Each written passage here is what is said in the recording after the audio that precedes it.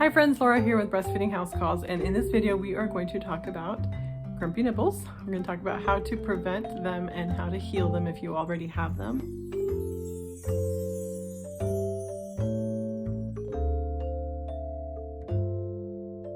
So nipples are really something that before we have babies we take a ton of time to think about having to heal them.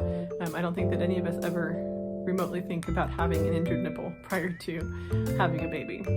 So it's important that we understand the absolute role that they play in breastfeeding, because if we understand that, then we will have a sense of urgency in healing them when things aren't going well. Nipples are extraordinarily necessary to your body, and not only are they a way down for nutrition to your baby and immunities to your baby, but they are also a way up for your baby's saliva to enter your breast and to tell your breast what to put in the milk. They are a portal of sorts where you download and baby uploads.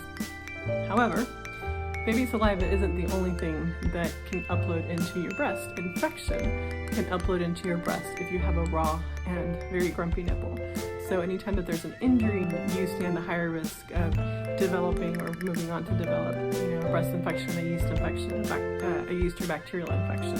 So the importance of addressing a painful latch at the very onset of it is super important, because the difference between a healthy nipple and a super mad nipple is literally just one wrong move. Oftentimes as a lactation consultant, I receive cases, or I receive clients who have just been told that breastfeeding hurts and that's okay, and you just power through it, continue nursing. But then what happens is they come with raw scabs, things that I probably shouldn't describe, because I would discourage some of you, but that is the result of somebody trying to push through that should have stopped to heal their breast. So really and truly, there is no prize at the end of nursing through grumpy nipples. Nipples are one of the fastest healing body parts, believe it or not. They're made from smooth muscle, which is the same type of tissue as your lips. So in the same way that you might, split a lip or bite your lip, you put a little bit of ointment on it, go to sleep the next day, you don't even remember it happened.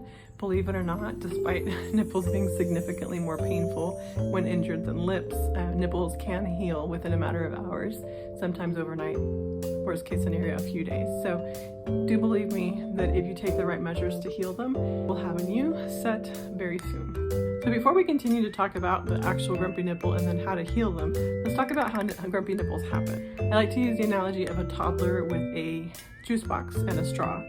So you know that if they bite the straw and then they try to suck it out, they're going to start complaining that nothing's coming out. So if you have a grumpy nipple, chances are, and just like the baby, or just like the toddler with the juice straw, as baby tries to drain it, there's a good chance that they're not getting as much as they should be getting. So a grumpy nipple is not just an alarm system for you that something is wrong, that you are being injured.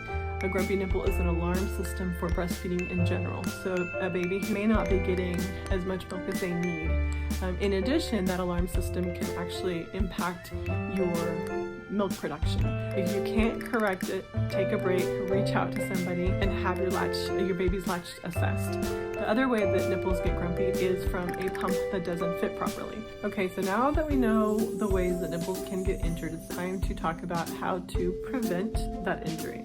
It's really important that at the first sign of pain, you address it, whether it's stopping and correcting the latch, correcting the positioning. It's really important because an injury can happen in a matter of one chomp or one gnaw. Also, if you're pumping, make sure that your pump flange fits properly. Whether it's too big or too small, an improper fitting flange can actually cause rawness on the nipple, as well as one that is pulling too hard.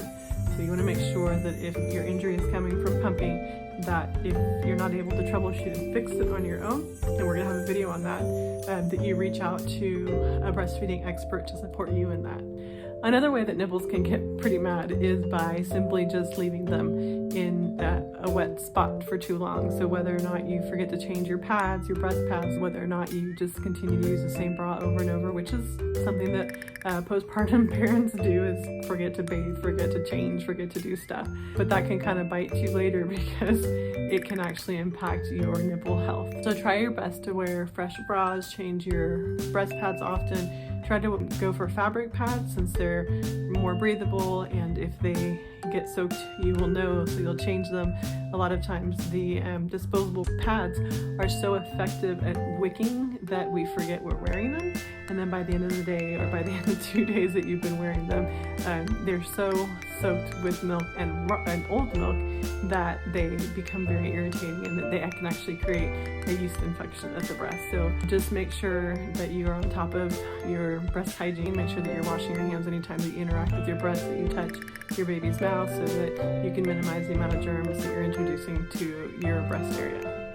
Also, if you use nipple shields or breast shells, or you leave pump flanges on too long, make sure that as soon as you're finished using those things, you take them off, because forgetting them on there, which is super common, forgetting them on there, getting busy, talking, doing other things, can actually create a optimal environment for yeast to grow. It likes to grow in dark, wet places that have glucose, and there's a ton of glucose in your milk. So sugar feeds yeast. You don't want to invite that situation. Okay, so what to do if your nipples are already super grumpy. So I'm going to start first with asking you not to listen to friends or family or sometimes internet sources that tell you to put breast milk on your nipples when they're injured to heal them. By putting mature breast milk on injured nipples, especially on scab nipples, what you're creating is just this place that thrush will just have a party in. And on the same token, it's important to know that if you are trying to entice your baby to latch by dripping formula on your nipples, that can also be a recipe for yeast creation. So whether it's breast milk or formula, both of them have sugar, both of them have the potential to create a worse situation. So the best thing is to keep them out in the light, to keep them as dry as possible. It's okay to stop breastfeeding for a few days if it means healing your nipples. You're gonna need your nipples if you want to continue on breastfeeding long term. So there's really no benefit in continuing to nurse through grumpy nipples. If you continue to nurse and injure a nipple, you could actually develop scar tissue over it, which could then lead to plugged ducts. If you can't correct your latch, reach out to somebody that can help you organize your situation, and that can help you preserve supply while you're troubleshooting your healing. One really helpful thing that breastfeeding parents do is soak their breasts in water, in warm water, about a mug full of warm water with about a swig of apple cider vinegar, maybe a capful of it, and just soaking the breast for a few minutes post pumping or breastfeeding can relieve the breast, soothe them, and also change the pH of the skin surface to prevent either thrush or bacterial infection from getting worse until you're able to manage it or until you're able to talk to a healthcare provider. Okay, so I hope that I have dispelled for you the myth that nursing through breastfeeding pain is okay. It is absolutely not okay and can lead to significant problems. One thing is to nurse and feel a mild discomfort, a mild tenderness that improves quickly. Another one is to feel full-on pain. Remember, your nipples talk to you. They often scream at you. And when they are super mad, it is time, when they're even a little mad at you, or a baby's latch, it is time to stop and address the pain so that things don't get out of hand. Speaking of infection, if you haven't subscribed to the channel yet, do that, because one of the next few videos that I will be uploading will discuss what to do if you think that you're developing a breast infection. So if you like this video, please make sure to give it a thumbs up and share it with the other grumpy nipples in your life. And remember that without nipples, breasts would be pointless.